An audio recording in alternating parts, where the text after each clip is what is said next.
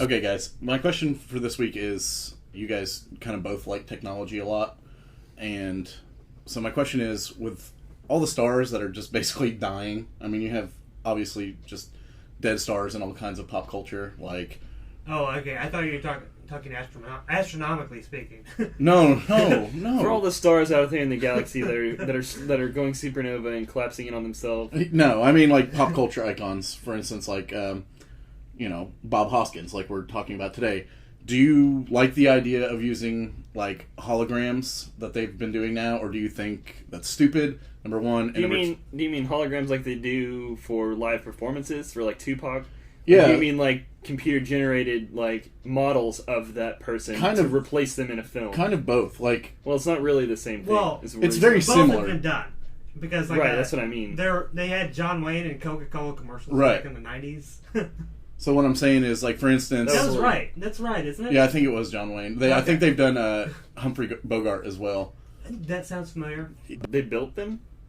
Like, digitally? Or did they just use stock footage to make it seem like they were in an ad for Coca-Cola? I'm not sure exactly what they used. Either way, there's a lot of talk that they are going to digitally, like, have old dead actors basically have parts in new movies. So what I'm asking is... So it has the right to their image? No idea. Their family, I guess? I have no fucking clue. I'm just asking if you guys think that's kind of cool technologically and they should do it, or you think that's just, like, ground they shouldn't even fucking walk on. Well, it doesn't make any sense. It's not the same actor, so what's the point? You're just having... you'd have to have somebody play them. Somebody has to do the voice. I mean... Or they could just go back and, like, take clips of all fucking... Yeah, that would sound really good. I like things that are based on people who are dead. Like, if I were to make a cartoon today and throw in, like, a Burgess Meredith thing that's clearly inspired by him, mm-hmm. I would be fine with that. Mm-hmm. You know, if somebody did that, no problem. If they went in and they digitally put in Burgess Meredith, I think I would have a problem with that. It's not like you took inspiration from something, you just copied it. Mm-hmm. Yeah, and also I feel like it really depends on what the context is. Like, if you're making a movie about Tupac and you have to have a scene with him in it, but you don't have... obviously he didn't film that scene, and everyone knows he's dead, but we want the movie to be realistic and be cool, so if he's going to be in it for, like, 2 minutes or something, just to add to the plot or whatever, but it makes no sense to go, for instance, to just resurrect Harold Ramis to make the fourth Ghostbusters movie, because that's, like, a major role in the film. Right. Yeah. It's not like they're talking about Harold Ramis. They're talking about Egon. Right. You know what I mean? I feel like that might happen, though. Well, I don't think so. No, I don't mean like as a major role. I just feel like that I think they may digitally put him in there as like a small part, like they show him or something like that. If chances are, if they were going to make something like Ghostbusters today, they would just make a fucking animated movie. Right. So in that case, they could just use his image like they would in a video game or whatever. Mm-hmm. Yeah. And they can just have fucking some other person do the voice for him. Do the voice for Egon. Boom! Nailed it! What about solve that problem? What about with like musicians where they That's just it's pretty much a shameless cash grab. Absolutely. I can understand why you're doing it, because you got like 20 years to try to get that money back before shit goes into public domain. Right. Unless you get an extension. Yeah.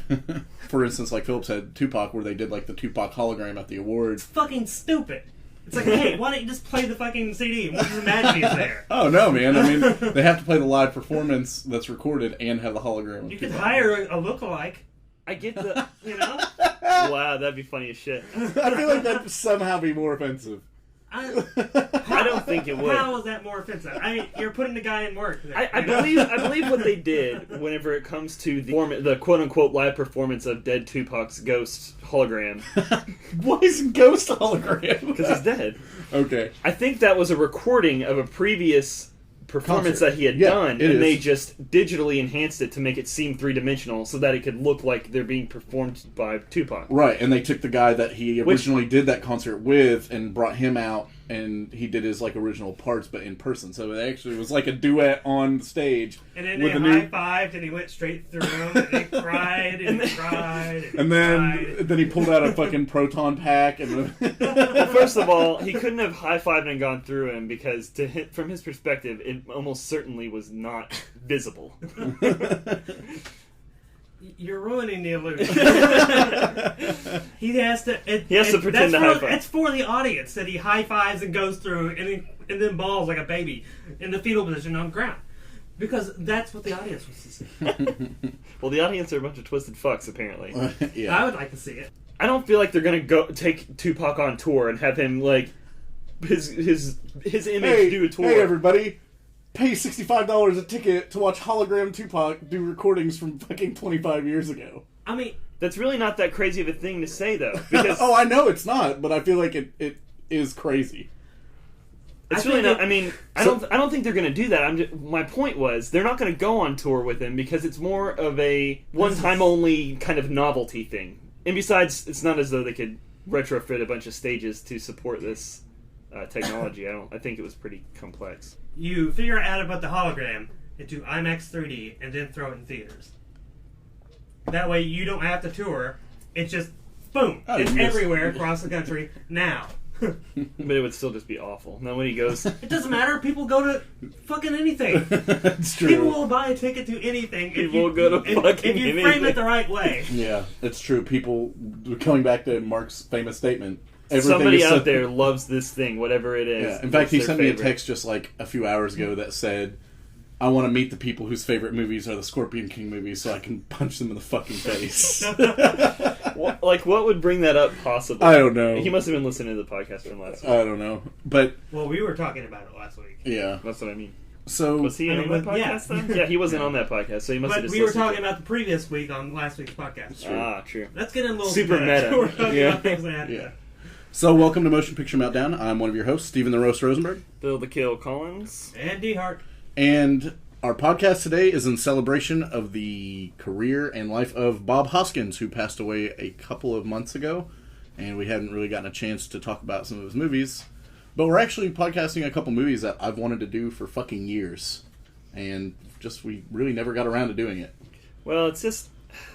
They're both so good. Or at least for me and Steven there. I don't know. They're okay. These were childhood movies for me and Steven. So Yeah. it was like, DeHart may have been too old for Hook when it came out. And he might have just not given a fuck about it. Bob Hoskins, who is known for, obviously, Who Framed Roger Rabbit, as well as Hook, Brazil. The Mario Brothers Oh, movie. obviously, yeah. We podcasted that. And also... Made in Manhattan? No, I was thinking Enemy of the Gates. That's the one. And Beyond the Sea. That's a really good Kevin Spacey flick. In my imagination, he's famous for Unleashed, even though I don't think that movie was very popular whenever it came out. But he's a super asshole. He's a crazy villain. Like Yeah. I've never seen him be a villain like that, even anything like that. No. It's such a bizarre role for he's him. Basically a slave owner. But he's awesome at it. Yeah. You hate him in the movie. He's such a piece of shit. Yeah, totally. And when I think of him, I just totally just think of Roger Rabbit or Smee from Hook or Mario, obviously. Like, I'm sorry. Like, that movie is shit. But but it's so iconic in my mind. I know. I used to have it on VHS and fucking watch it all the time when I was younger. I don't know why. You like to torture yourself. Yeah, it totally sucks dick. Let's start with Who Framed Roger Rabbit, which is directed by Robert Zemeckis, who obviously is famous for the Back to the Future trilogy. And a shitload of other shit. Mainly the Back to the Future trilogy, though. Or you mean Forrest Gump, maybe? Yeah, Forrest Gump. Yeah. I feel like maybe more Castaway. Shit, okay? Yeah, I mean, obviously Forrest Gump is the better movie than the other ones. Well, no, it's not better than Back to the Future. It's not better than Back to the Future, Steven. I don't know. That's a tough... It's not better than Back to the Future. If you put Forrest Gump up next to Back to the Future, I'm going to have a really hard time. Well, I'm saying Back to the Future holds up way fucking more. Way more. I don't know. Well, one's a lot more entertaining, but the one is kind of a better movie. Right. It's So like what we're you're saying talking is- different audiences. Forrest Gump is better in Steven's mind because it's more of Oscar bait than... Yeah. Oh well, it's definitely total Oscar bait. It's definitely Oscar bait, but it is a good movie. I'm not saying it's a bad movie, but I think it's a better film than Back to the Future. But Back to the Future is way more fucking fun to watch. I still think Back to the Future is better. Nah, I don't know. About Sorry. that. If you're a fan of genre film, then totally Back to the Future is the best thing he's ever done. Unless you count used cars, but that's a whole different thing. Or Who Framed Roger Rabbit. Yeah, A lot of people consider that his best fucking film. So it's better than his hair. It has the... well, everything.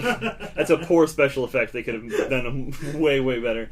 But what I was going to say is it's certainly groundbreaking. It's got so much more... There's a lot of movies that have cartoon-human interaction, but this one does it to like a completely another level. oh yeah, there's no other movie like this movie. No. In fact, I think a long time ago, this is a couple years ago, we had talked about movies that we would never want to see remade, and this was one of the movies that I mentioned. Like, never, ever, ever would I ever want to see this movie fucking remade. Why would you even tempt fate by uttering that out loud? The Hot Topic satellites, Yeah, man. they're fucking listening. They are listening. Hot Topic satellites. Yeah, and then they're gonna use fucking Bob Hoskins They're hologram. barely staying in business. You know they don't have fucking satellites. Obviously, Bob Hoskins plays Eddie Valiant, who is a private dick for kids. Not a private dick for kids. He's a private dick for tunes. Yeah, it's true.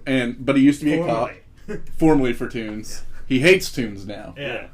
And Christopher Lloyd plays Judge Doom, and Charles Fleischer is the voice of Roger Rabbit, as well as Benny the Cab, and a bunch of other voices. A bunch of the weasels. Okay, Philip, take over with the plot. Just dropping that right on me. Alright, so Roger Rabbit, for whatever reason... Okay, you know what? I'll just start from the very beginning. The beginning. In the beginning, in a world where cartoons are real. Basically, yeah, in a world where cartoons are real. Yeah. There's a whole part of LA that is Toontown, which is just basically like the segregated part of town where only Toons are allowed to live. Which This I is thought the was pretty funny. 1940s, too. We got to mention that. So, like, Yeah. you can't be jumping in saying, oh, this was, 10 years ago when white people didn't like nobody. Well, I guess it's still true. Yeah. But go on. Sorry.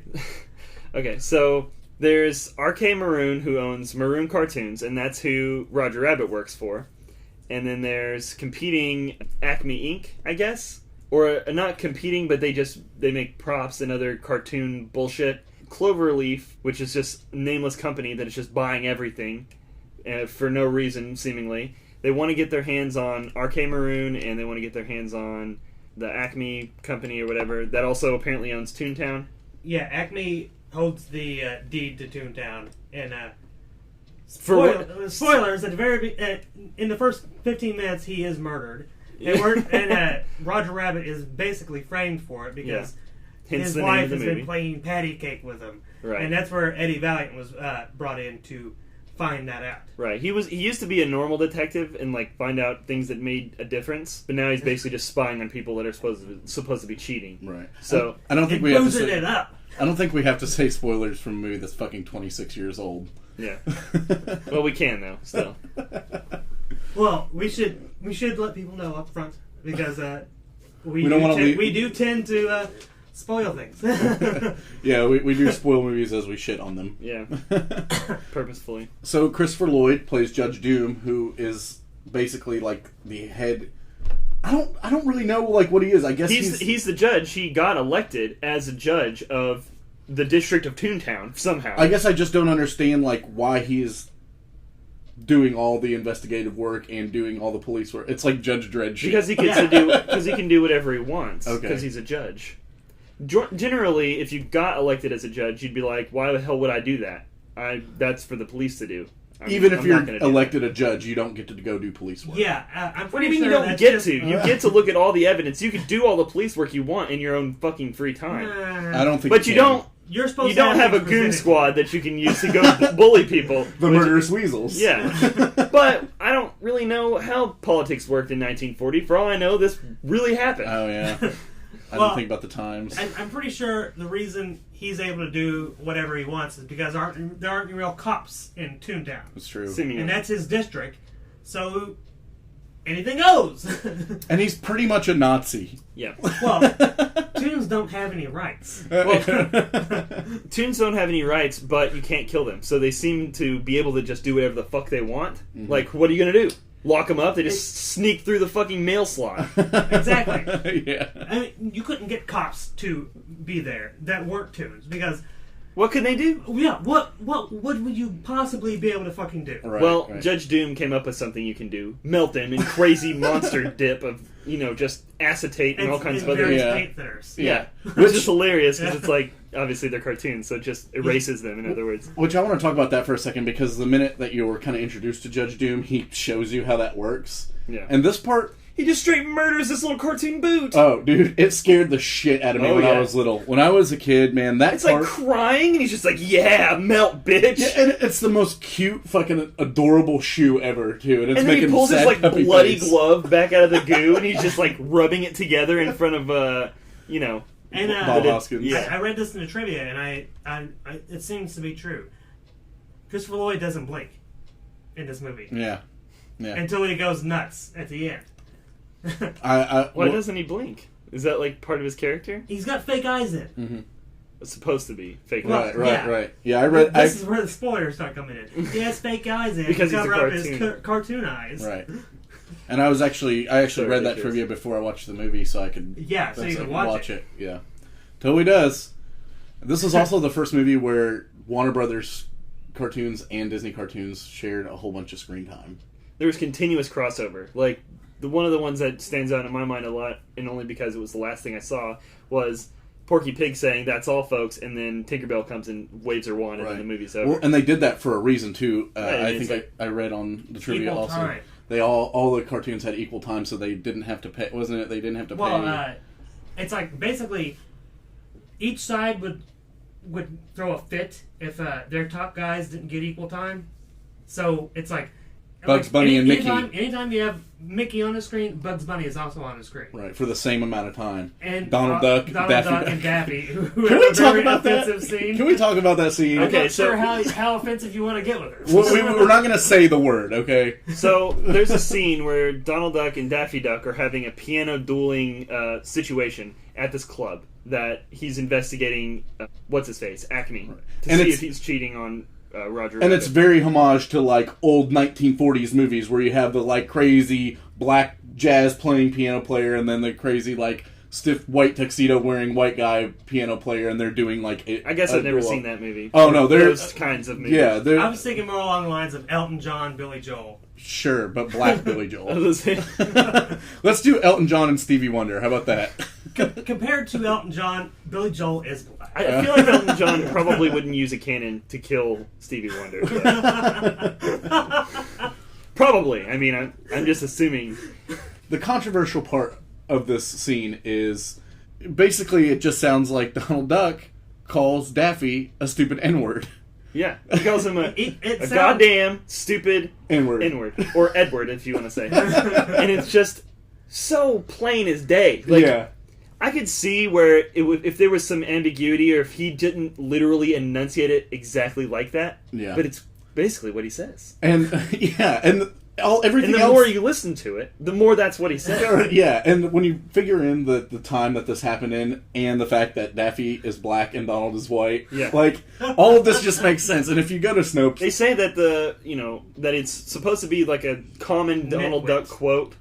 It's a nitwit. Yeah, well, bullshit. They don't even say that on Snopes. They say some completely other sentence, which doesn't fit with the quote at all. No, not at all. But even if they did say what the subtitles say, which is nitwit, I listened so hard for him to say that, and he doesn't say that. You're trying to give him the benefit of the doubt. Yeah, I'm trying. I'm okay, he has to have said that, because why would he have said the other thing? And another thing is this is not the first fucking time Tony Anselmo has gotten, a whole lot of shit for his crazy racist remarks in Donald Duck shit. I've worked with a lot of wisecrackers, but you are despicable.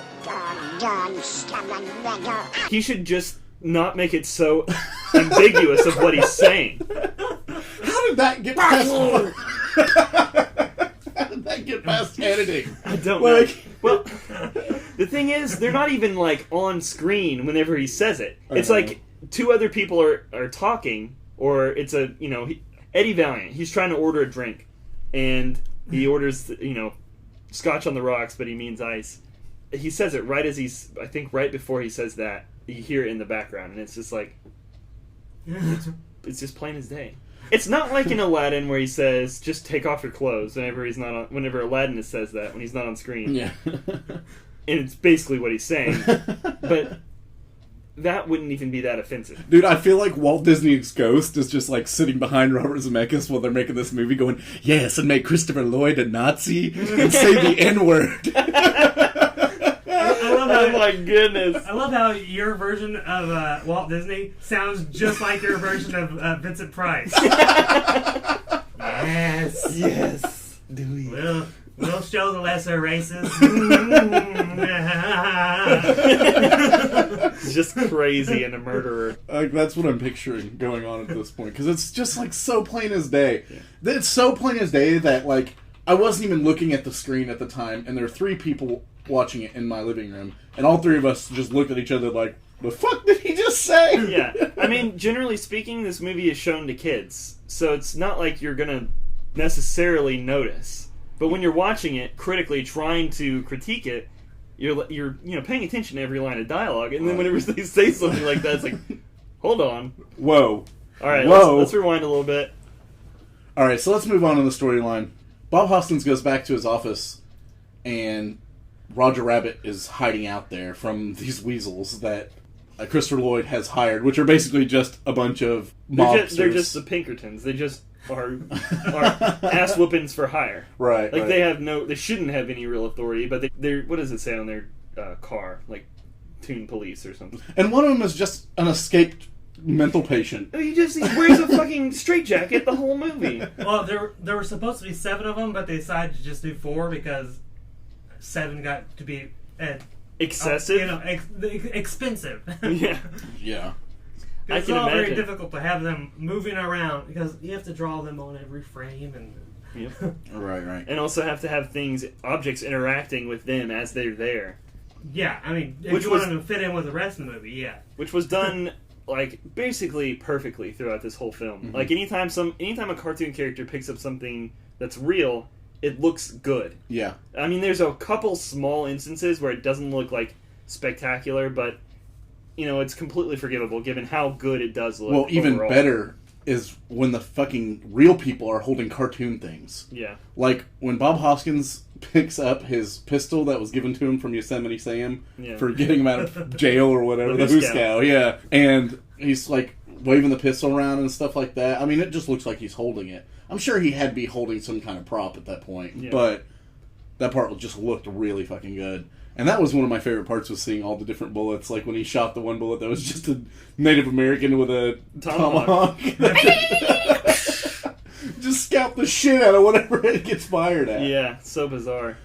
I mean, I guess that's what you want in a cartoon bullet. Yeah, for sure. Or, just Maximum cartoon chaos. And then there was Jessica Rabbit. Yep. We didn't really talk about Jessica Probably Rabbit. the dirtiest cartoon. Aside from the ones that will pop up on your screen if you're on like a torrent site. Yeah.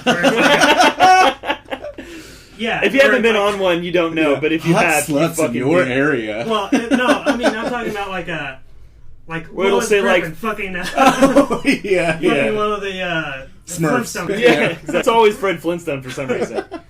Well, he's a man's man, dude. He can guess. go into other cartoons and fuck their bitches. Apparently. She's really known as probably the most risque cartoon, like mainstream cartoon out Okay, there. for a comparison, look up her, and then look up, I can't remember what the character's name is, but look up Cool World. It's so much sluttier. Yeah. It's yeah. unbelievable.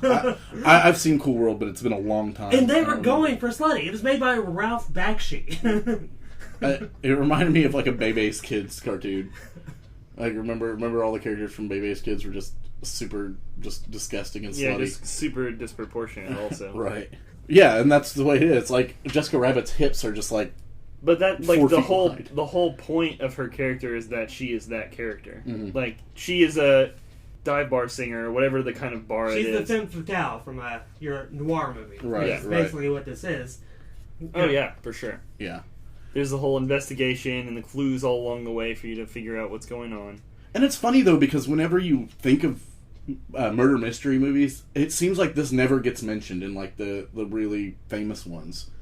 And I feel like this is... I mean, I guess maybe I haven't seen that many of them, but I feel like this should be somewhere at least thrown in the mix. Yeah, it should at least get an honorable mention given all the unique qualities that it does have. It's definitely one of the most unique murder mysteries, but the murder is only a small portion of the mystery, because this is actually based around real things that happen in the United States. Because, like, in California, like, car companies bought up the public transportation and then dismantle them. Yeah. So they could sell Purposefully. more cars. They're like, oh, who wants to ride the red car? Well, too fucking bad because it's gone now. Buy a fucking real car.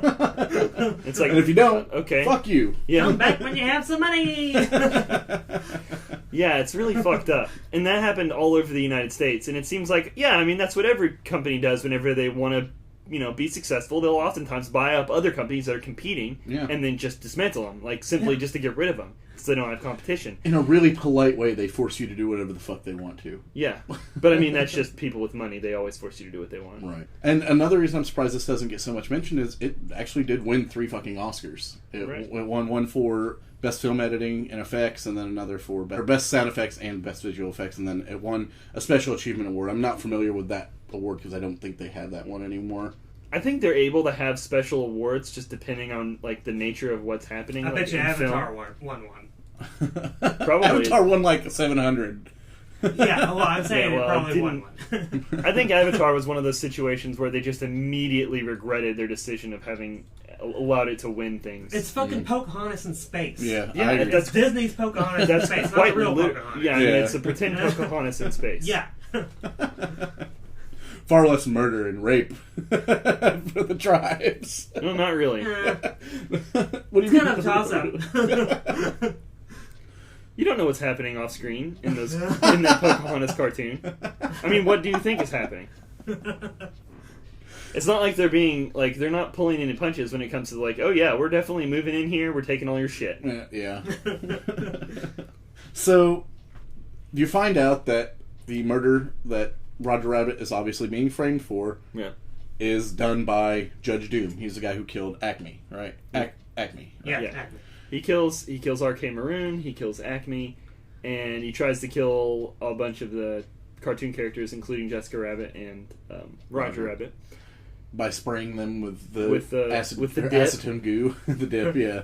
The dip. The Dude, what about that fucking part when Jessica Rabbit, like, she knows that there's dip there, and then they unveil the giant dip squirt machine, and she's just like, it's dip! Like, why are you so fucking surprised? She's Well, not it's surprised. not so much that it's like now it's no longer dip; it's spread. Yeah. It's in a spray. Yeah. Well, no, she freaks out whenever he busts out that little, like, serving tray and then pours some into it from a little spigot, and then she just... I mean, before that, they didn't know that they had any dip. I mean, I'm assuming she knows that Judge Doom is armed with this particular weapon that he invented. Right. She didn't know that there was any in the immediate vicinity, I guess. But even still, I feel like her reaction might have been exaggerated. way Well, exaggerated. cartoon characters.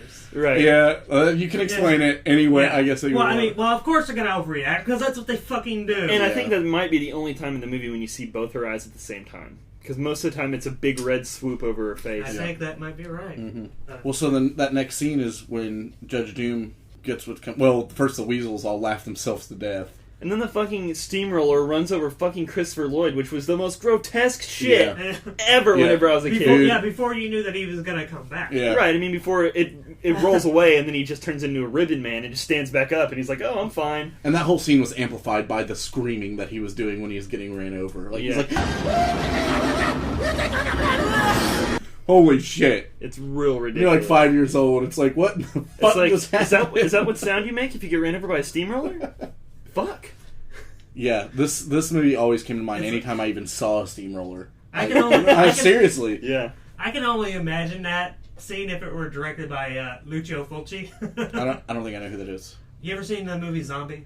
Yes. With the guy who he's the guy who always puts eye trauma in his movies. Oh, okay. So just yeah. Okay. Just imagine like Basically, what we're looking at is a full toothpaste tube, and Yeah. then all of it just gets squished out the end. exactly. And of course, his eyes last, and then they get smashed. Yeah. Well, I mean, if we're going from what I would think what would happen, all of his guts would explode out of the top of his head before his eyes even got close to the big giant wheel. But anyway, it's really nasty. The main weasel death was kind of brutal too, when they were just like, throw him in the giant pit of dip. Yeah, It's good. like dead. How about the other ones that are literally killed by laughter? Yeah. And did It's you like notice Judge that, Doom had no idea. All he had to do was just be ridiculous, and then the cartoons would just die of laughter heart attacks, I guess. you can be a murderer as a toon, and as long as you die not in dip, you go to cartoon heaven. That's true. Apparently. Yeah, because the other cartoons just got dissolved Yep. in an extremely painful sounding way. But the murdering weasels that died, they Drifted off to spread heaven. out their wings and Do you- there they go. Do you remember if the one that landed in the dip had a ghost? Yeah, I think he did have a ghost. Did he? I think so. That makes no sense. Where was the She shoe? didn't have a I was ghost. gonna say, where was the shoes ghost? Well, she was just a shoes prop. don't have any souls. That's fucked up. Cartoon. Oh, god damn Oh, it. yes!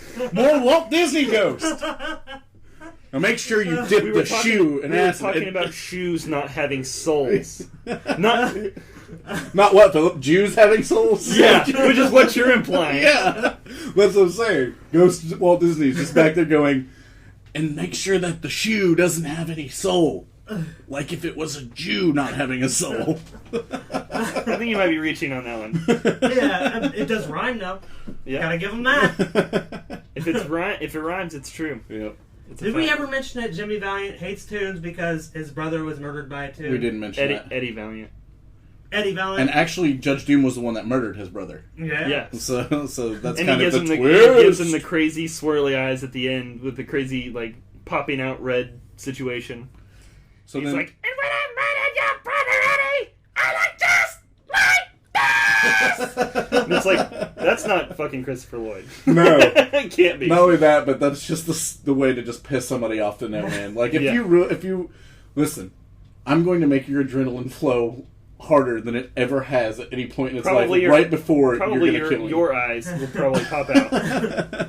I'm giving you the emotional strength to just rip me in half right now. Even just ignoring the fact that I'm a cartoon. Yeah. Oh, and the whenever he gets glued to the steamroller before he gets run over by it, that's really disgusting. How about that crazy... What even was it? That was like the nastiest mucus glue that ever existed. It was just a cartoon cum shot. Yeah. It looked like the ooze from Ghostbusters 2. Yeah, a little bit. Also, I feel like we're missing something.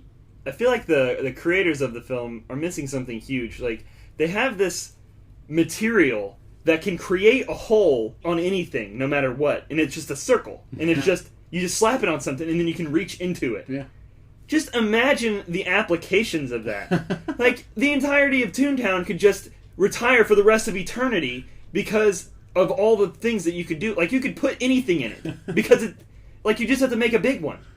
And then Yeah. you could just, what are we going to do with all this nuclear waste? We'll just throw it in this fucking hole that leads to nothing, and it is nothing and is nowhere. Yeah. It goes back to DeHart's explanations whenever we podcasted The Fly, when he was like, why do you give a shit about transporting live shit? When Like, you can just transport inanimate things and make quadrillions, and then maybe you can invent your thing that you want. Maybe in 10 years you'll be able to move living people. Yeah. And it'll be awesome. Yeah, take the thing that already works out of the beta stage and fucking make your quadrillion dollars. Yeah. Agreed. Stupid asshole. It's we like in this have a movie. similar situation here where Acme invents a hole that is basically a floppy nothingness. I don't know how to describe it. Yeah, it's just a And hole. you can just slap it on anything. It's like a black pancake.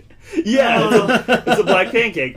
If this were made now, I have a feeling that there would be a lot more dick-sized holes in this movie. Where you can just literally fuck anything and then throw the hole away and you never have to feel it again. Just don't flush it down the toilet. You're just destroying the imagine world's water supply. Just buddy. imagine using this thing as to prevent STDs. Just It's just the Black Hole Condom by Acme Inc. Oh, I mean, shit. you know, probably not so great for women, but No. It's the 1940s. Who gives a shit? yeah, I guess. Well, all right. I think we did it. We went too far. Let's move on to Hook. Yeah, let's. So the second movie we're going to talk about is one of my favorite movies. It's a retelling of Peter Pan called Hook. It's from Well, it's not really a retelling. It's sort of a sequel to Peter Pan. No, I think it's more of like a... Did this storyline ever exist in original Peter Pan? No, I don't think it did. Well, that's you're what I'm saying. right. It's more of a reimagining of the story, though. Yeah, it's like it. Well, I mean, it's just a continuation of like what would happen if they hadn't have stopped If writing Peter Pan would have just came back and stayed. Right. Okay, yeah. So it's... But yeah. Hook is from 1991, directed by Steven Spielberg. Stars Dustin Hoffman as Captain James Hoke. Ho! Robin Williams as Peter. And Bob Hoskins as Smee. Mr. Shmee. Julia Roberts as Tinkerbell. And Maggie Smith as Granny Wendy. And Phil Collins as the Inspector. Yeah. God damn it. In the air tonight, Phil Collins. Yeah, that's that era. Definitely. So, like you kind of said, it's kind of a sequel to Peter Pan. Oh, and Glenn Close as the Boobox guy. Really? Yeah. Yeah. I didn't know that was Glenn Close. I didn't know that. I knew that she Character's was name in is there, but I didn't Gutless. And Gutless. that's fucking Glenn Close. know. That's And no awesome. matter how many times I see this movie, they should have won a fucking award just for that, because Yeah. that is a dude. Like, you can, like, that is not Glenn Close. She is perfect as a cowardly pirate. The whole movie could just be called Gutless, and then it's just about Glenn Close playing this guy. And the sad thing about this movie is it was nominated for 5 fucking Oscars, and it didn't win any of them. Well, It was at least he got nominated for Best Art Direction, Best Costume Design, Best Effects, Best Makeup, and Best Music. And Greg Canham does the makeup in this movie, and he was the guy that did the makeup in Bram Stoker's Dracula that we talked about last week. Like I said, he could have gotten an award just for that fucking Glenn Close outfit, because you can't tell. Yeah, I agree. I mean, even when I was younger, I knew that was a woman because it looks off. And Well, it's like I can't tell now. Yeah. Like, I you guess it doesn't look off. I don't think it really looks off, man. I think it I looks like a think fucking pirate. he looks kind of scrawny for a pirate, but I imagine some pirates were underfed and probably looked scrawny. Yeah, I mean, that's true. He looks off among a group of 50 pirates Yes. extras that are, normal sized men that just have normal health. Looks off in comparison to people that came out trying, I'll audition for pirate number 1 or number 2 or number 50. Yeah, exactly. I totally get that, but to me, I did notice that he was strange, or she was strange looking, but I can't say that I know that it's a woman, except for that I was told that it was. Yeah. Yeah. I mean, I can tell that it's different, and I can tell that it's a woman because I know that it is. But if you look at the makeup, like, if you were ignoring the fact that she's obviously just way smaller, you would never know. Her face and her hair and everything is just fucking immaculate. I didn't know. I knew that she was a cameo in this. I did not know that it was actually that particular guy. character. But anyway, The Boo Box, my favorite part of the movie. let's go back to the plot. This is where Peter Pan, who is now Peter Banning. I thought it was Panning. Is it Panning or Banning? Oh, look at the character name. It's Oh, Banning. it is Banning. Oh, Peter what Banning. the fuck? That is... They pronounce it Panning, They I say swear to it God. like 1,000 times in this movie. It's penning, pan penning. That's annoying. Well, Well, I never knew that either. But I guess it's just one of those things where your brain fills in the gap. It's like you hear Peter Oh well, Panning. it has to be Panning if it's Pan. Yeah, no, I mean it's Banning because he is actually that last name adopted from by an those American couple. right, and he actually says their names in the movie. Mm-hmm. So, and he says their last names are Banning. But anyway, he is now like in his probably early 40s. I would say maybe late 30s. I'd say mid 40s. Mid 40s. Yeah. Yeah, definitely for 40. Yeah, and he has his own kids, and his adopted grandmother is Wendy from the original Peter Pan story. Yes. Which he has no knowledge of. Right, because he is Peter Pan, but he just, as soon as he came back from Neverland, For like good. 5 minutes later, he forgot who the fuck he even was before that. right, because he fell in love with Wendy's granddaughter Moira, Yeah. and Which is just, it's just one of those things that I just think is just bullshit in movies. It's What? like, oh yeah, you're 12 and you fell in love with this girl and then you ended up marrying her. Well, I guess it makes sense if your adopted grandmother kind of. Well, not only that, but around it her, depends how long he's in the fucking adoption home with this particular person too. But he got adopted like basically immediately, so I don't even understand how he was still in England. Like, how did she? I don't understand what happened. Why doesn't he sound British? Because first he lived in Neverland, and then he lived in the United States. He never lived in England, really. Well, he lived in England when he was a baby. For 1 second. And then he learned how to run away when he was a baby. Well, he realized he was going to die before he could walk. Before he could even speak. Before he could even spell his name. Before any of those things, he managed to run away in a stroller. I think it was symbolic running away. Yeah. That whole thing. Fucking throw that bullshit out. Yeah, that was... The whole fucking scene. Even whenever I was a kid, that confused the shit out of me. I was like, what's happening here? He's not running away. His parents are just neglectful and just let the carriage roll away. I think that was just an excuse for them. It's like, I want to use my sad voice. No. Can I use my sad voice? I realized I was going to die, so I ran away, and I was so scared, and rain was falling, and go. DeHart is making the jerking off motion. Yeah. All right. We're jumping ahead. We're jumping ahead. So Peter Banning is now pretty much just a workaholic and piece of shit dad. He's such a douchebag. Yeah, yeah. Like, I don't know. He keeps telling his son, "My word is my bond." Yeah. He just continues to break it over and over again. My word is my bond, but I just want to let you know up front, my bond is worth nothing. Yeah. And the kid totally knows it too. Yeah, a junk bond. Yeah, right. That joke's a little over a kid's head. Yeah, I thought that too. I'm like, why would he know what a junk bond is? I mean, his dad is a lawyer, so he probably hears him say it, but I still think he wouldn't know what the fuck it is. Yeah. I mean, maybe he can assume. I think he would assume that it was shitty just because of his junk in front of it. Bond. Right. So I guess that's forgivable, but I thought the same thing. I was like, that joke is, he would never know what to say there. Yeah, a junk bond.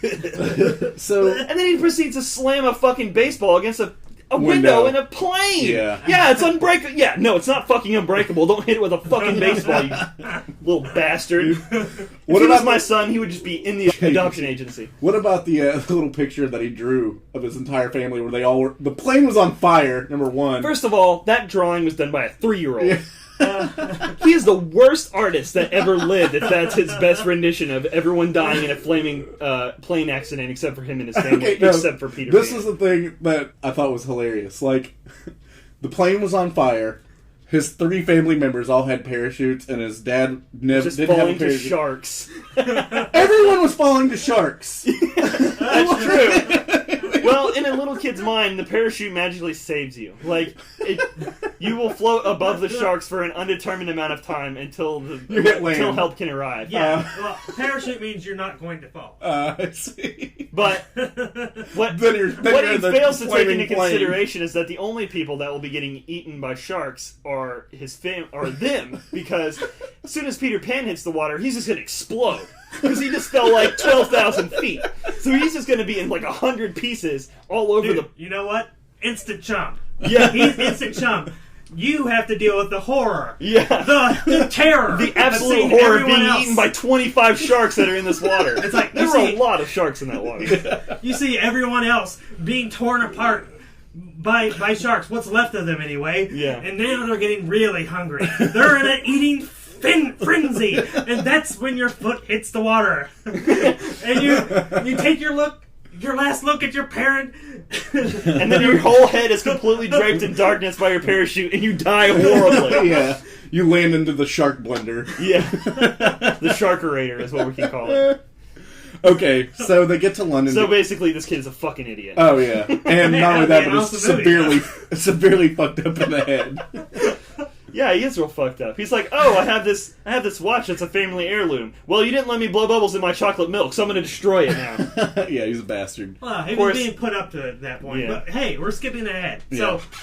So they go to London because they need to celebrate Granny Wendy's opening of a new A hospital new wing, I think, or something. at the children's hospital. Yeah. Children's Hospital named after her. Basically. Right. Because she's such a famous distributor of orphans. Yeah. Is what I'll call her. And so they get to Wendy's house, and Toodles, who is one of the Lost Boys in the original Peter Pan story, is now an old man because I guess he came back with Peter at some point. Well, he would have come back with Wendy because he's probably about her age. Okay, yeah. Yeah. And she quit going. And I guess- immediately, Peter says, "Why is he in a home?" Who gives a shit about the paper flowers? They're paper. They don't smell like anything. Yeah. Yeah, he's the killer of imagination and dreams at Yeah. the beginning of the movie. Just such a piece of shit. Let's go back to the makeup again real quick, because Maggie Smith plays Wendy, and I don't know if you guys have seen Maggie Smith now, but she looks identical to how Granny Wendy looked in this movie. And this was fucking over 20 years ago. She was 60 when this movie came Yeah, out. I was gonna say they did that for the obvious reason because later they were gonna have her not be as old as in a flashback. Right. But at the same time, you would never know that because the fucking makeup of her being old is It's immaculate. perfect. Do you Like, think that might be a cover story for the fact that she drinks blood? could be. Probably. It possibly is. Feeds on the blood of the living to keep Yeah. herself I alive. mean, I just couldn't, like, that always To keep confused me. herself young forever. forever young. Was Mel Gibson in that? I don't know. But I'm saying, you look at Maggie Smith now, like I saw her in the Harry Potter movies, like recently, and it's just like, god damn, she looks younger here than she did in fucking Hook, which Yeah. is 20 goddamn years ago, and you're just like, It's mostly hair color, though. it is, but just her, I guess she just looks You can old see anyway. her damn veins. I swear to God. Like you see her whenever she's at the banquet or whatever, and she's standing there, and then she has the shinnin or whatever, where she knows that Hook is back and he's gonna do something evil, and the window blows open, and she like tips over and knocks over a glass. She just looks so fucking frail. I mean, I know that's part acting, part makeup. Partly that she's in this fucking 1,000-year-old lady outfit that no one Right. would ever normally wear, but it really does convince me that she was 100,000 years old. Which she probably was, and then just right afterwards drank a bunch of children's blood. And as the movie goes on, you can obviously sense there's a little bit of resentment that Peter married her granddaughter rather than her. Yeah. And you can tell that with, like, the interactions between the two. But this is where I really started to kind of focus on the movie. I'm like, wow, she's kind of fucked up in the head, because she knows how much the fucking Peter Pan hates pirates, and she does her entire goddamn house in pirate. Like, her... Well, it's done in Neverland. Okay, I don't give a shit. Pirates were a big part of the fucking deal, you know? Dude, she's First even of all, like- there's a ship in a bottle, which is Captain Hook's ship. There is a ship in the stained glass. There's a ship somewhere else in, like, a mural. It's like... the fucking window locks are hooks. Yeah. Well, that might have just been... That might have not even been her choice. This is her house, but she was like a child whenever you first see her in it. So it was... The It hooks were doesn't probably matter there to if begin I'm with. kidnapped by pirates and almost murdered and things like that. My entire house is not going to be done in pirate. Like, I'm just going to... Maybe it already was. Well, maybe you would move. yeah, like... It's like, hey, you know what? I'm done with this pirate bullshit. I'm going to Miami. I feel like it's like, man, I really fucking hate Peter Pan. I'm just going to do this entire house and shit that he hates. I don't feel that at all. I I can do see feel that. like there was an excessive number of pirate themed things inside the house, but forgetting about that, I don't think anything she said. She was clearly like wished that she had ended up with Peter Pan, but it wasn't. I didn't feel that she was holding it against him or anything. No wonder fucking Toodles was batshit insane. He's probably having a fucking complex from, like, pirate shit everywhere. It's like... He just wakes up in the middle of the night. Pirates! No! I mean, God. So... Oddly enough, the whole movie is kind of a reference to, or his part in the movie is kind of reference to the running gag from the book. Is like, he missed all the adventures. Right. Yeah. And that's what he does again. He misses the adventure. I guess exactly. I missed all the adventures again, and then it's like, I've lost my marbles. well, here's a consolation prize: a bag of marbles, which are worth literally nothing, and some fairy dust. Well, it's got his happy thoughts. It's true. Speaking of which, we've been jumping around a lot, Yeah. but whenever around, Peter jump Pan, whenever Peter Banning gets back from the banquet thing, and they find out that the kids have been kidnapped, which is a pretty scary scene. Like the Hook just walked in and just clawed everything with his crazy monster hook. Yeah. and then left a $3,000 dagger like stabbed into this note. Did you see that thing? Yeah. It was like so ornate and like gorgeous. I'm just like, holy shit! I just feel like, well, I'm just gonna pawn this and get new kids. You forgot that he flew in through the fucking window, stole the kids, and then walked out the front door. How did he fly? I don't know how he flew, but he fucking did because the windows can't fly in Neverland. But how the fuck did they get there? Okay, first of all, we have to ignore a lot of things in this movie because we can't find Mr. logic. Shmee ends up in London after the pirates get defeated, and it's like he's acting like it's just normal that he's there and has all the normal, English jargon like down pat and is talking about him to the missus or whatever. I can explain that, but we'll get to that later.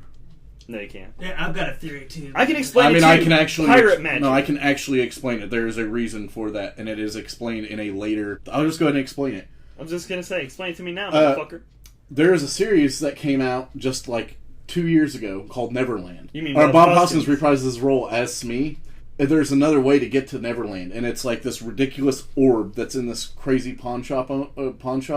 And no, it's the story of actually how. I'm just rolling my eyes so hard right now. I just want everyone that's hearing this to listen to know that I'm not saying I didn't make it the fuck up. I'm just explaining it. Well, I'm explaining to you that they made that shit up after the fuck. I know that. I'm just saying. I'm just saying. Forgetting about all this, we just made it up last week bullshit. They just were saying it's pirate magic. Ignore it. Which is pretty much half the movie. They're just like, oh well, why did that happen? It doesn't matter. It's Neverland. It's magic. Just continue on. Just almost everything that happens, it's like, okay, so why don't the Lost Boys just starve to death? They don't eat anything, ever. They eat imaginary food. That's good enough in Neverland. Right. This is what I'm saying. I'm just saying that it is later explained, like how Shmee got back. Well, to not only England. Shmee, but how Peter Pan and all the Lost Boys got there, and how they could get back. They're and fairy forth between abductions. them. No, that's bullshit. No. That's bullshit. We're throwing that entire scene out. Remember, DeHart? The entire scene is thrown out. Okay. It's too late. It's already in the movie. So Tinkerbell, Julia Roberts, comes back to England, gets Peter Pan, brings him back to fight the pirates and get his son and daughter back. Am I the only one Which is the plot of the movie. Am I the only one that just doesn't like Julia Roberts in the world? Like, I just don't like her. I don't think she's that good of an actress. I don't think she's attractive. It's like, I really wish they would have gone with women from Twin Peaks up for the role. Mm-hmm. I really wish they would have gone with her. Like, I don't really have a problem with Julia Roberts. I just never. This is probably one of the smaller roles. The less objectionable roles. Those smaller roles. Because she's a fairy. She's only this Oh big. man, I get it. And they should have thrown the entire scene where like they kissed and that like small romance between the two. Like I felt that was completely unneeded. Well, I mean, unneeded or not, it's not like they threw it in. Like Tinkerbell was always jealous of Wendy. Yeah, that's true. So that did kind of make sense in relation to the original work. But, And since when can Tinkerbell just turn human-sized? Like, I didn't understand. Steven, it's Neverland magic. Okay, Stop trying to rationalize. All right, I'm done. They said that was her wish. Yeah, she can grant wishes, apparently, which they never talk about. And she says that was her own wish for herself, the only one ever, to be big for 4 seconds, which is the worst wish ever. She should have got some dick while she was out there. It's like, yeah, the wish that I want for myself, actually be able to get with Peter Pan. How about that shit? Or, I mean, since she actually wants him, for whatever reason, which, why? Okay. You know what? They shaved his body for this movie. Well, they would have had to, because no matter how young you try to make him look, if he has his shirt off, he's going to look like a creepy 500-year-old man. Gorilla Man. Yeah. He's going to look like fucking... King Kong. Yeah. Which he does in practically every other movie he's in. Yeah. So, Peter Pan meets, basically, Captain Hook for the first time, who was played by Dustin Hoffman. My opinion, Dustin Hoffman should have been nominated for Best Supporting Actor for this movie. He does the character perfectly. I would say he's the second lead, not really the... I'd say he's supporting. Well, whatever.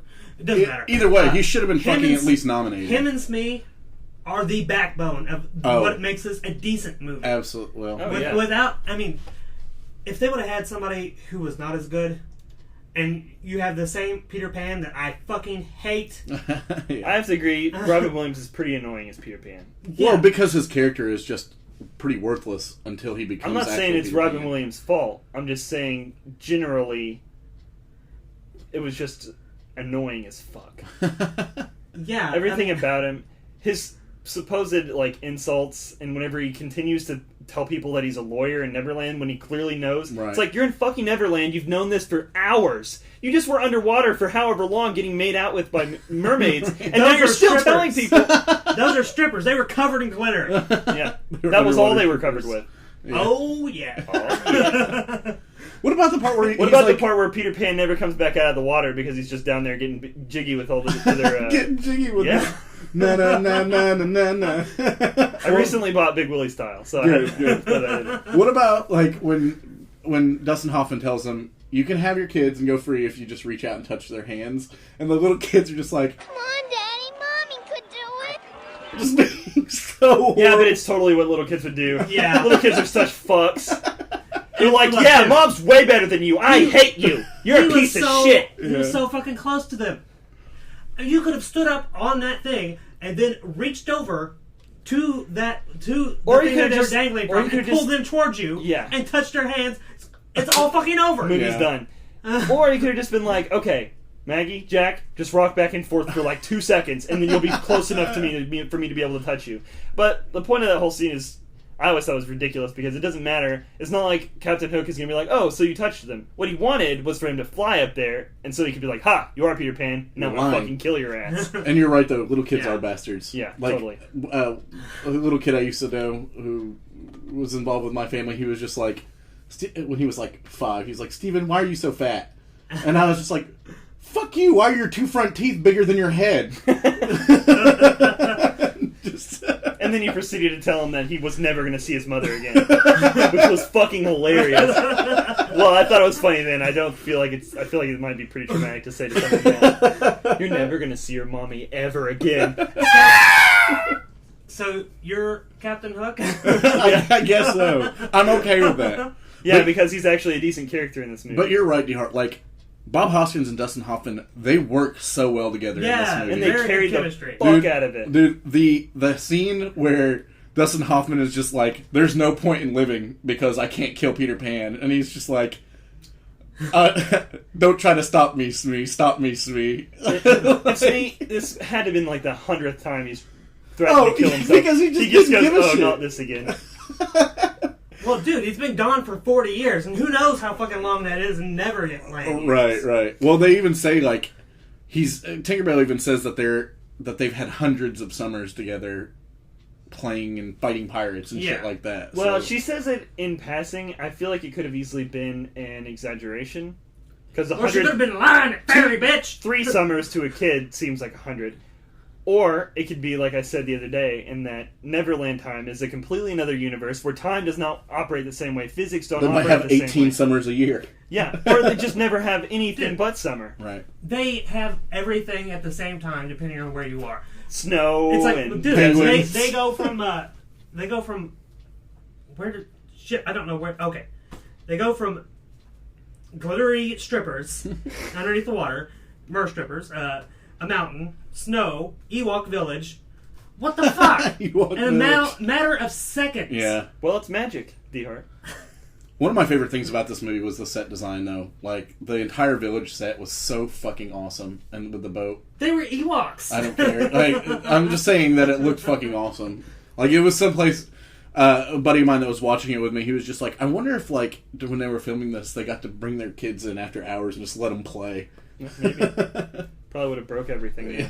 Yeah, obviously.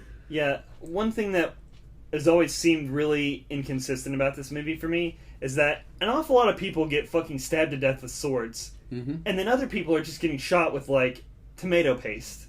And it's like, oh, my eyes! It's like, yeah, but you just killed a bunch of us, so it's like, it's not that bad. Dude, when the big fight initially starts, Peter immediately kills like 3 or 4 dudes. Yeah, like fast. And then, yeah. That's when they bring out the non-lethal weapons. Yeah, after that, it's like, okay, let's calm it down to a non-lethal range. I gotta kill 3 or 4 guys so you know that I'm not fucking with you, and then we're gonna fuck with you. Immediately, he kills like 3 or 4 pirates, and then it goes into pirate fighting to where, it's like, oh, we're just gonna hit swords and then fall out of the way. Oh, so you really don't like whenever it goes to that like really gruesome killing and stuff to just slapstick? Is that what you're saying, DeHart? You don't like that?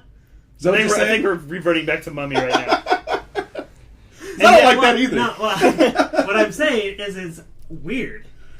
Given that they kill anybody at all, given that he's the good guy. Yeah.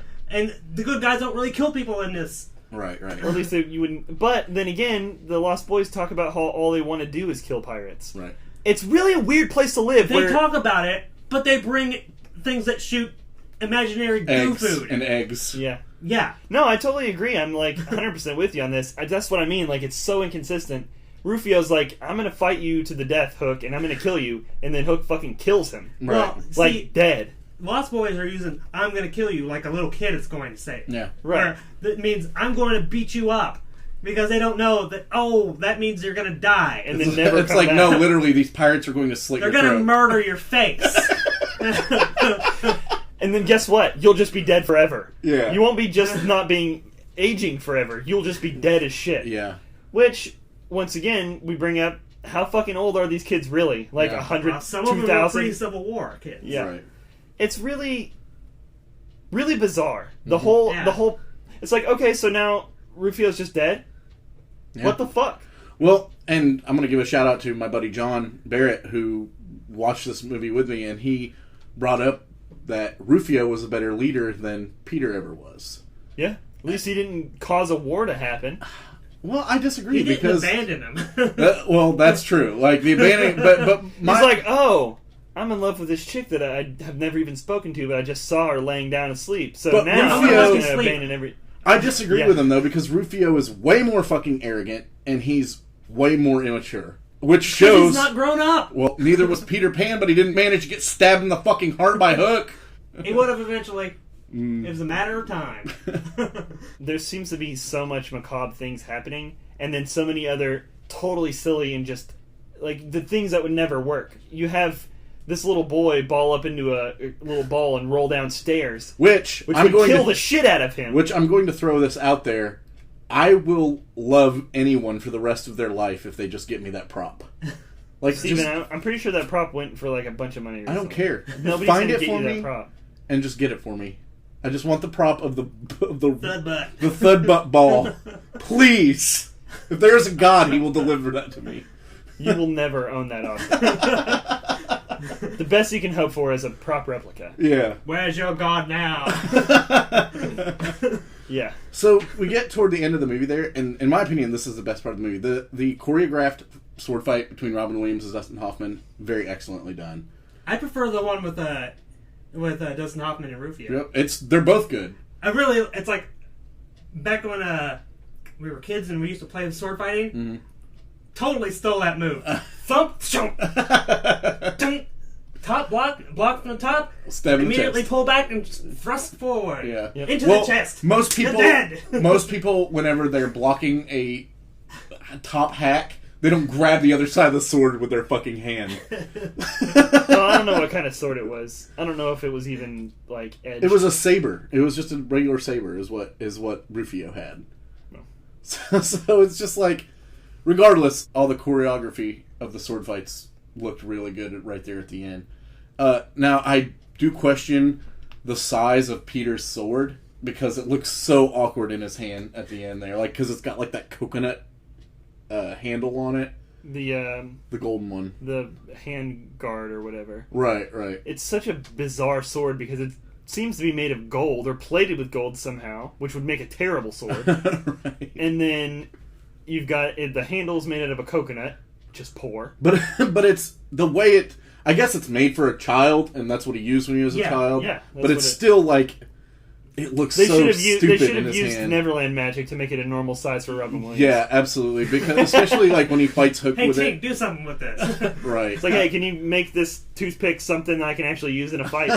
Yeah. I think we skipped a lot because it's like we completely cut out the whole subplot of Hook trying to make Pan's kids turn against him. Right. Yeah, Which we the did- girl was like, fuck that, I'm never going to turn against Like- him, and I'm not going to forget my parents. So he Fuck gave her- you, go to jail. And it was like Hate Your Parents 101 class with Hook and Smee. No, it wasn't hate your parents, it was why your parents hate their kids. Yeah. And all the And- points that he makes, Valid. totally true! It's like, Totally yeah, valid. they read you stories because they want to go to bed eventually. And you won't go to fucking sleep, and all you want to do is bitch about how many cookies you don't have or how many teddy bears that got stolen.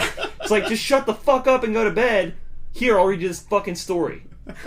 Yeah, I love you, but still, go to fucking sleep. And then Totally accurate. she And she's gets like, in there. that's not true. You're wrong! And then she's suddenly pissed because she got flunked in Why Parents Hate Their Children class. Yeah. Well, you know what? The most important thing you can learn from college is not whatever they're teaching you, because most of it is bullshit. It's all about jumping through hoops. Yeah. It's like, oh, will you do this? Will you do this to get the treat? And the treat is the Exactly. diploma? Okay, we'll jump through. All right, there's 45 more of these. It's all conditioned response. Yeah. I literally learned nothing in college. Granted, I was going for like business bullshit, but I didn't learn anything. I don't know anything more now than I knew then. But you can definitely jump through hoops. Yeah. I know some words that I'll never use. A lot of what I had to do in college was not useful. I learned a lot of shit and I did a lot of hands-on stuff, but then there were a lot of classes that were exactly what you're describing, where it's just like, I'm gonna agree hey, with how long can you take this class and tolerate it? Okay, you did a good job of coming to all the classes. Here's AKA public speaking. Okay, an easier one than that, philosophy. Well, that class is just bullshit in general. All, Like, it's like, all you have to do is be able to, it's like, I don't think so. and say why. Here's why I don't think so. And it's like, okay, there's no reasonable explanation why I cannot fail you. Yeah, exactly. Unless they just don't like you, then they can fucking fail you. Yeah. But anyway, back to the movie. Tangent over. Yeah, yeah. It kind of creeped me out whenever Dustin Hoffman dressed up the little kid to be like all single white female, fucking like real mini-me version of Okay, himself. yeah, that was a little bit much, but I kind of like, it's like, hey, let's fuck shit up. Because, you know what? Your dad's an asshole. Yeah. And You know what? he kind of was a better dad. Exactly. Well, he only had to do it for one day. Well, Or, 3 days. or less than three, because it was like the second day whenever he figured out the plan. right. It's like, tomorrow we'll do it. So it was 2 days of him hanging out with Captain Hook, which caused him to completely forget that he had a dad. Well, you forget stuff anyway in Neverland. Right, I understand that. It's all a part of Neverland bullshit, which is fine. Some of I'm just pissed that he never got to wear that badass hook ring in some, his ear. some of the smaller things, like inconsistencies with, I guess, it's just me trying to find logic in Peter Pan again, but like when she's singing on the dock and they just hear from the other side of the fucking island, you know what I mean? And all the pirates are just like, oh, but if only we had moms too, and dads that weren't dicks. Well, their dads have been dead for at least hundreds of years, because who the fuck knows how they got there? Yeah. Yeah, who knows how they got there, why they were able to be adults. I guess they got there by the orb. Well, that's another. Well, I was to say that's another thing that's kind And then of just explained. instantly forgot where they were. They're like, where did I come from? Yeah. Well, I guess I'm a pirate. There's a pirate ship right here. Yeah. I'm gonna pirate this one area. Yeah. That would be actually pretty good a plot. The beginning of how the pirates got there and how it's like basically Lost, but with Peter Pan. I'm serious though. They just end up on an island. No idea how they got there. I'm sure you can find it. It's called Neverland. It's a two-part series, 2-episode series. A miniseries. Yeah, and the guy who plays Captain Hook is the dude who plays the lizard in the newest Spider-Man movie. Wow, I don't know who that is. I don't know. Is it Rise and Find? Was it one of the Koopa Troopas from the Mario Brothers movie? Is that who played the lizard? No. But anyway, and Bob Hoskins comes back as Smee, and it's kind of like the origin story of Peter Pan, and it's kind of cool. It's not the best in the world. It's not the best CGI, but it's got a really cool storyline, I think. So you should check that out. Dustin Hoffman plays the inspiration for Hook in Finding Neverland. Which Oh, is yeah. basically a story about the guy who wrote the book. Right, Johnny Depp, right? Yeah. Yeah, okay. I never watched it. I just No, I've seen it. It's a pretty looked at decent the movie. thing. Yeah, it's a decent movie. There's a lot of modern day retellings. My favorite being the live action video of the play of the German version of Peter Pan, which is fucking hilarious. You guys should definitely check out. My mom bought that for us whenever I was a kid, and that was before Peter Pan had been re-released like onto tapes that regular people could just go watch it. Yeah. And like the cartoon, the Disney Peter Pan. And so I was just like, well, this is the best I've got. I know that other Peter Pan exists, but I can't watch it, so I just have to watch this crap. But it's really funny because of how bad it is. There's another one. It's just called Peter Pan, where Jason Isaacs plays Captain Hook, and he is really good too. But he's just an evil son of a bitch in every movie he's ever in. Also, why is there a peanut butter called Peter Pan? I think because it's public domain. Hey, we can steal this shit. Why did they just call it Moby Dick? Well, there you go. That's why they didn't do it. Hey, Steven, would you like a nice large helping of Moby Dick butter? it's real creamy. Yeah. Yeah, Oh, and this was a we rough can day. make- This one's chunky. Oh man, that's gross. So let's talk about the ending of the movie where Hook and Peter are sword fighting, and then Hook accidentally throws his hook through the giant dead crocodile, or Which so comes you back to think life. that is dead. It is dead. It just magically can still swallow things and burp too. It's not dead. He fucking looks down at Hook too. No, I know that, but then as soon as he slams his beak straight onto the ground, eats Hook, and then he's just dead again. Yeah. What I'm saying his is he mouth's just never closed. he Yeah, came it back to doesn't. life just to eat Hook, and then died again. And that was another thing we were talking about, is when the crocodile fell down and hit Hook, he would just go immediately into this thing's stomach or whatever, which was just right there, that he could just come out the, like, rip open the little hole that he'd Exactly. already put in. What you don't know is that if you would have stayed until after the credits, Captain Hook just crawls back out of that hole he made with his hook, and he's just like, "Where did everybody go? Like, everybody give up on being a pirate? I'm not dead. I'm just inside this stuffed alligator." I'm not dead yet. Maybe Crocodile. inside the alligator there was just a bunch of I Acme think holes. it's a crocodile. Or inside the crocodile there's just a bunch of Acme holes. Oh yeah, that's what it is. But what about the fact that, okay, he stabs, it's a very tall crocodile. He stabs in a very low portion, a portion you could reach with your hands. Right. And then he has to stagger back to line up with the mouth and not moving left or right at all. Well, he trips over the giant clock that was in its mouth, Yeah, too. it fell out of its mouth. Yeah, but still. even still, he lays there and he's just like, "Huh? It seems like all the supports that are holding up this giant crocodile are breaking." And it's looking down at me. It looks like it's pretty pissed about having been stuffed and murdered. Maybe I should just stay here and wait, see what happens. I'm going to stand here so I can go directly into its mouth. Which I've always thought was kind of silly, but it's like, once again, what the The fuck movie- else? the What else movie is going to needed to happen? end. Yeah. Are they going to have Peter Pan chop his fucking face off and then just feed him to, like, you know, the mer bitches? Oh man, it would be cool if he did. Yeah. If he cut his face off and wore it like a mask. I'm Captain Hook now, bitches. Well, and that was one of my favorite A way parts about better the movie. One of my favorite parts about the movie was when that happened. no, was when some of the lines that Dustin Hoffman delivers are pretty fucking dark. Yeah. Like when he looks at Tinkerbell and he's like, And you'd better deliver, Miss Bell. For no amount of clapping will bring you back from where I will send you. Yeah. and then he looks at Peter whenever Peter tries to just walk away from the fight, and he's just like, I swear to you, wherever you go, wherever you are, I vow there will always be daggers bearing notes. I'm James Hook. They will be flung at the doors of your children's children's children. like he's basically just saying, if you leave without fighting me, I'm just going to fucking stalk your family for the rest of eternity. Yeah, pretty much. Which was a stupid move, because he probably could take on his grandchildren, but he couldn't beat Peter Pan, obviously. Right. Yeah, And he right. defeats him like 50 times, and he still just keeps going, "Okay, here's your sword back. Let's keep fighting." It's like, no, just kill him.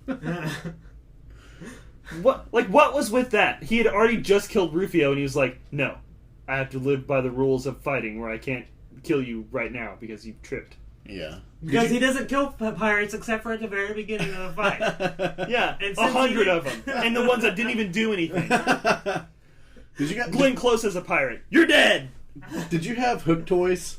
Yeah. I had Hook toys too. I had like little Peter Pan. I didn't have too. Peter Pan. I had a Captain Hook. It's been gone for a really long time. I I think Ed cut his hook off with dog toenail clippers. I had Peter Pan and Captain Hook, but that was it. Just those two. I mean, what's Captain Hook without its hook? It's like, fuck this toy now. It's just a very odd-looking British man. Captain Stump. Captain Amputee. And John Williams does the music for this movie, and I think it's actually one of his strongest scores. Like, Yeah, it's a good score. It is an extremely good score. I think that's the takeaway message. Like, this was almost like, how could it possibly fail? And it's like, I know how we can make it fail. Make Robin Williams' character the worst thing ever, and then have him play it the worst possible way ever. Well, it's definitely a kids' movie. I mean, it's meant for kids, like But DeHart even- says The Mummy is. I never really thought about it, but even as a kid, I did not buy Robin Williams as Peter Pan. I always thought it was kind of... I never really thought about it. I wasn't really watching it for me because my niece and nephew loved the shit out of this movie. Yeah. And it's like anytime they were over, we would watch this all the fucking time. Well, it's hard to imagine anybody that's over fucking 12 years old being Peter Pan, especially when you grow up watching the Peter Pan Disney movie. You know, Which I get, but I'm just saying... I feel like if any actor... There's too many... Okay, here's what happens that I think makes it even more unbelievable and bullshit. There's the two sections of the movie. There's the part where he thinks he's a lawyer even though he's still in fucking Neverland, and it just continuously maintains that as long as he could just write a check to Captain Hook, he could get out of this somehow. Well, and it's like... He didn't remember, though. That's the whole point of Neverland, that whole sequence, is he doesn't actually... He doesn't know that he's on a pirate ship? Well, he knows that, but he... I'm just saying, it's like he continuously thinks, okay, well, I'll just get out of this by being a lawyer. Okay, well, I'll just tell this kid off, tell him to respect his elders because I'm a lawyer, because I'm an adult. It's like, no, you obviously aren't fucking getting it because you're an idiot. These kids don't give a shit. They can't die or grow old. Well, they can obviously die, but not only by being stabbed through by Captain Hook. I just had a theory that he was, like, just thought he was in, like, blackout drunk mode. And was trying to wake up because he starts drinking at that fucking dinner, and then he continues to get fucked up because his kids get down, and then that's when everything gets nuts, and that's why I'm like, maybe he just thinks he's like blackout drunk and dreaming. What if he is? That's what I was like, that's a crazy side theory to this movie. Like, none of this actually happened. He's just piss drunk. Yeah, he's just piss drunk. None of this actually happened except for his kid did get kidnapped and then got magically replaced in the morning. What about his actual character arc in this movie? Where he's asshole all the way so long in the movie, gets his memory back, and then he's fucking Michael Jackson. You know what my happy thought was?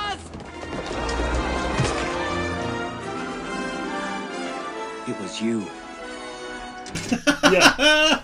Until he's out of Neverland, in which case he's fairly normal. He's normal-ish. And it's like, I can tolerate him once he's out of Neverland, and he's just, when he's just a drunk dude who wakes up on the side of the road, it's like, he's tolerable from that point onward. Once again, what, like, I know it's fucking Neverland magic, but what the fuck happened? Like, why was it that Jack and, Maggie were just able to just fly back like they would normally do from Neverland. Well, Tink took get back into bed. He flies back and he wakes up wasted without his Peter Pan outfit and in his normal outfit, just drunk on the side of the road. None of it happened. Yeah, it was all just drunken rage. Yeah, but where the fuck did did he kidnap them? Maybe that never happened. Maybe he was just... Why was their mom so relieved to see him then? Well, hold on. What about this? And how the long kids were they happen gone? to run away. It gives him an excuse to go on a fucking bender. Right, he ends up because... sleeping on the side of the road, has this fucking wild fucking dream because of the setting he was previously in, covered with all this stuff that had set up pirates in his brain. Totally makes sense. Kid ran away because he was pissed off. Little girl went with the brother because she was trying to convince him to come back. They call the police because... morning. Yeah, they come back the next morning because they're scared. Also, he's drunk in rage on the side of the fucking road. Yeah. It was all a dream. All the dream. But it was all just a dream, just a dream. Well, there's a few things. First of all, right at the end. The marbles. Yeah, right at the end, Toodles flies away. So, I mean, really? Yeah. Well, maybe he was never there. Maybe Toodles was also a figment of all of their imaginations? Yeah. Are they all dead? Is this hell? Is this the movie, or is this the show Lost? Hold on. Maybe when Toodles flies away, it's because he was found dead that morning. Maybe Toodles was Peter's self-conscious. No, Toodles, man. He was found dead that morning, and that was his spirit. Could be. He could have died there. His happy thoughts was the release from the mortal coil.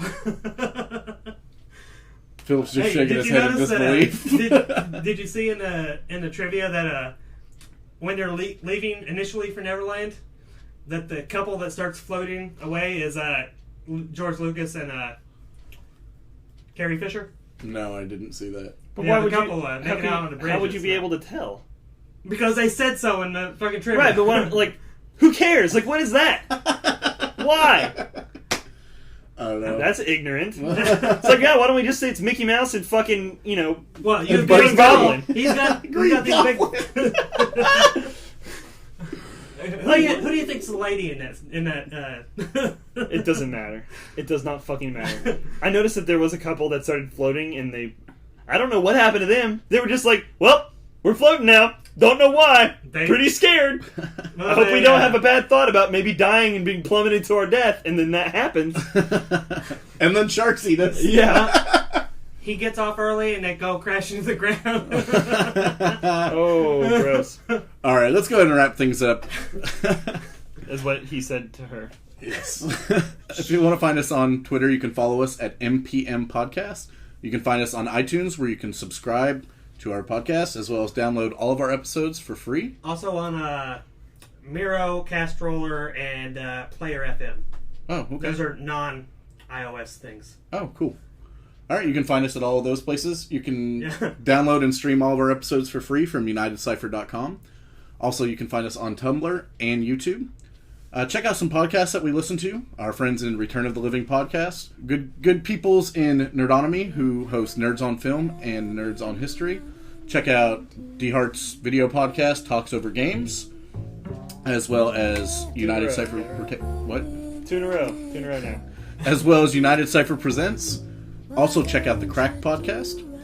You can also check out FiveFingerTees.com for awesome t-shirts and Empire Comics. Good to me. All right. I'm one of your hosts, Stephen the Roast Rosenberg. Bill the Kill Collins. And DeHart. And we'll see you next time. Get out.